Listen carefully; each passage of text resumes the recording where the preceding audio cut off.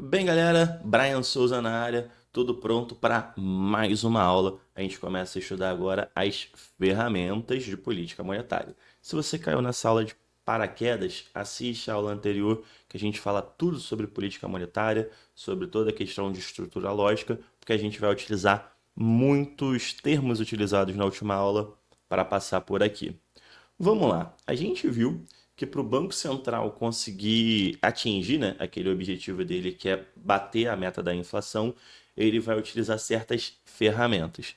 São quatro ferramentas que ele utiliza: taxa de juros, redesconto, compulsório e operações no open market.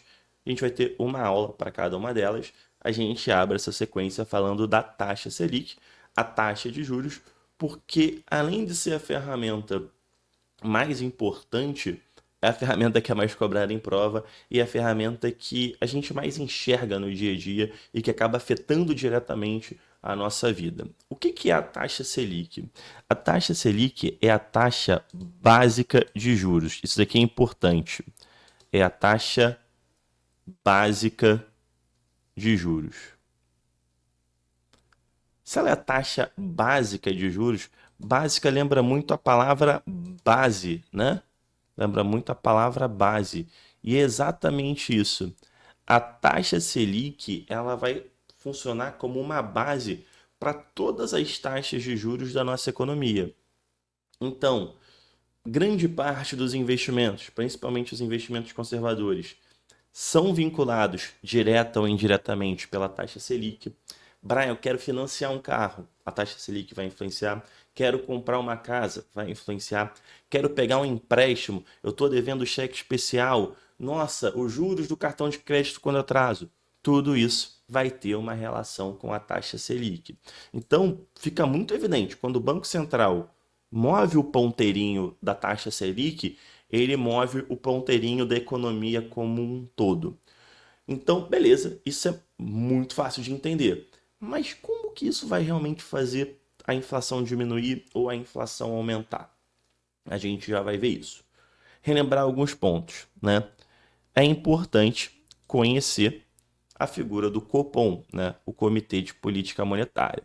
O Copom ele é uma parte do Banco Central, né? Ele é um comitê dentro do Banco Central e ele que vai definir a meta da taxa Selic.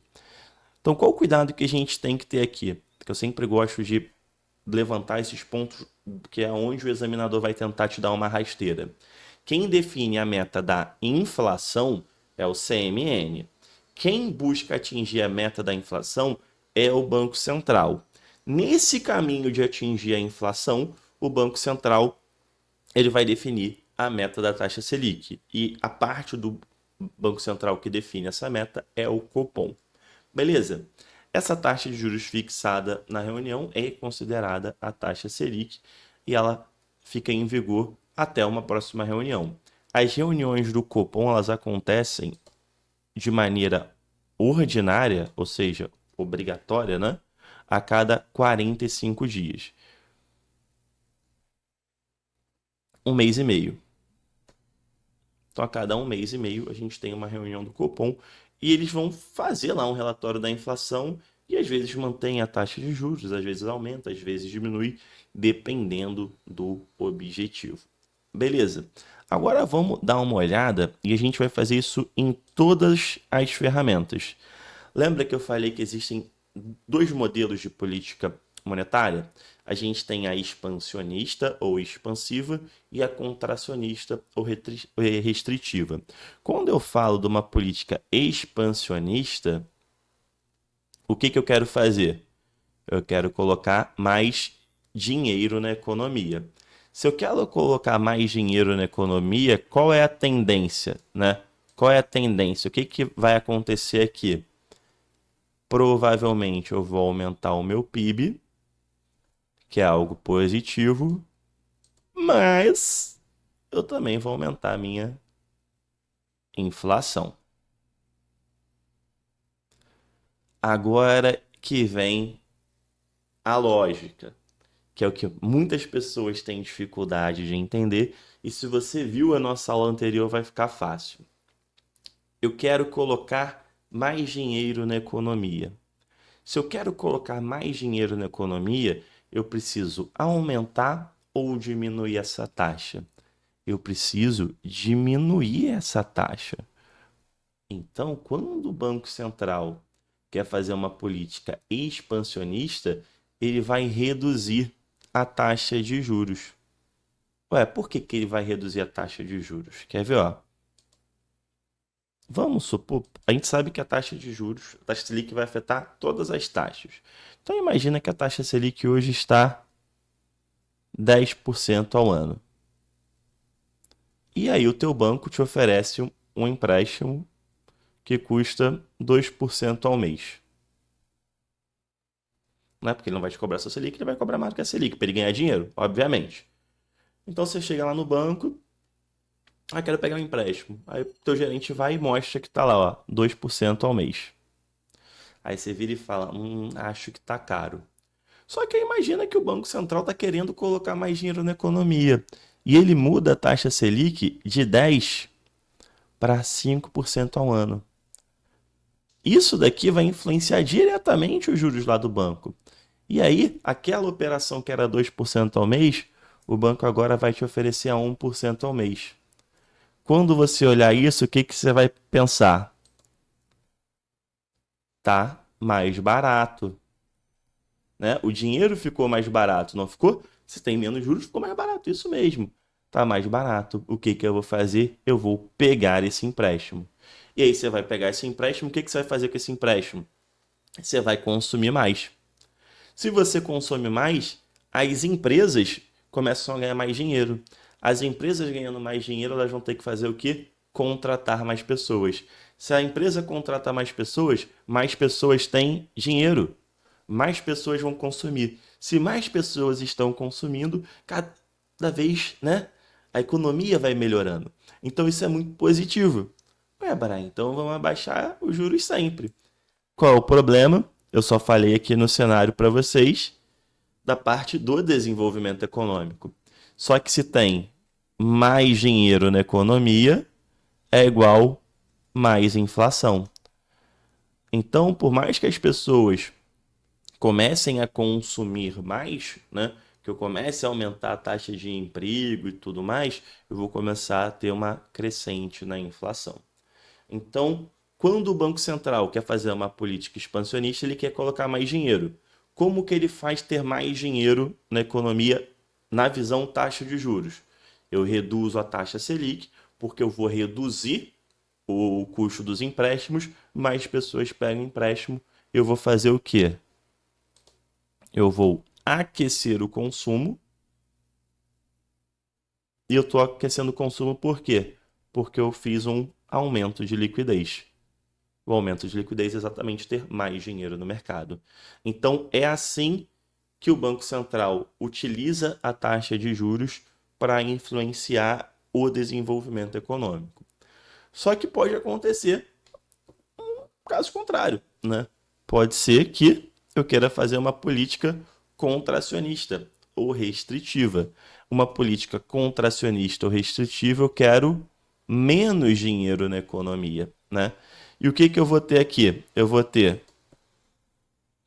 um, uma queda no PIB, que é algo ruim, mas eu vou ter uma queda na inflação,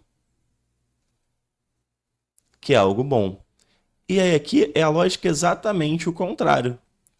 Vamos lá, imagina que a taxa Selic estava 5% ao ano, né? Vou botar aqui, ó, pá, Selic. E aí o seu banco te fornecia um crédito de 1% ao mês. E aí você ia lá, pegava empréstimo no banco, consumia, depois ia, pegava outro empréstimo no banco, enfim. Só que aí teve a questão contrária, né? O Banco Central foi lá e jogou a Selic para 10% ao ano e o teu banco passou a te cobrar 2% ao mês. O que que você vai pensar? Vixe, ficou caro. Não vou pegar mais empréstimo. Você parou de pegar empréstimo, a quantidade de dinheiro na economia caiu. Se você está consumindo menos, as empresas estão vendendo menos. Então, o dinheiro das empresas começa a diminuir. O que que a empresa fala? Putz, vou ter que dar um pé na bunda aqui de alguém. Começa a demitir. A empresa começa a demitir, as pessoas passam a ter ainda menos dinheiro. As pessoas deixam de consumir cada vez menos e assim a gente tem um ciclo que para a parte econômica, né, do desenvolvimento econômico, taxa de emprego é ruim, porque a gente tem essa retração. Só que o que que vai acontecer? Se cair o dinheiro, menos pessoas consumindo, vai cair a inflação. Então, quando eu faço uma política contracionista, eu desacelero o consumo. Desacelerando o consumo, eu tenho o quê? A redução da liquidez, que é ter menos dinheiro no mercado.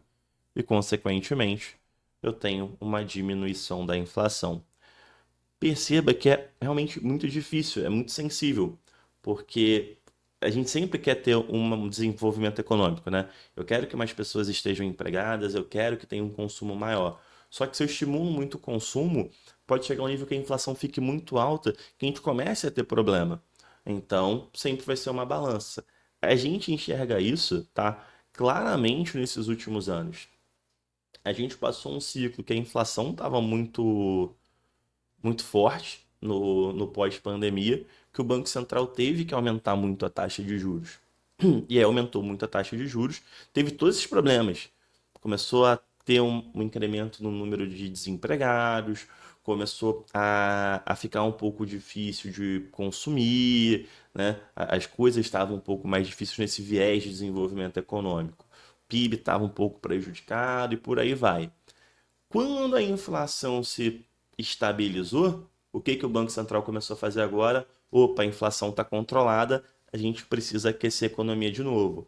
Vem tendo agora um ciclo de queda de juros. E provavelmente a gente vai ter esse ciclo até o momento que precise voltar a aumentar a taxa de juros no futuro. Então, esses movimentos de aumento e de queda na taxa de juros, eles são movimentos quase que circulares. A gente vai ter ciclo de aumento e ciclo de redução, exatamente para buscar esse equilíbrio entre o desenvolvimento econômico e o controle da inflação. Beleza? Então é assim que o controle da taxa de juros afeta a inflação, afeta o desenvolvimento econômico. O segredo para a gente matar essas ferramentas é sempre olhar pelo prisma da liquidez do mercado. Beleza? Forte abraço, bons estudos e até a nossa próxima aula.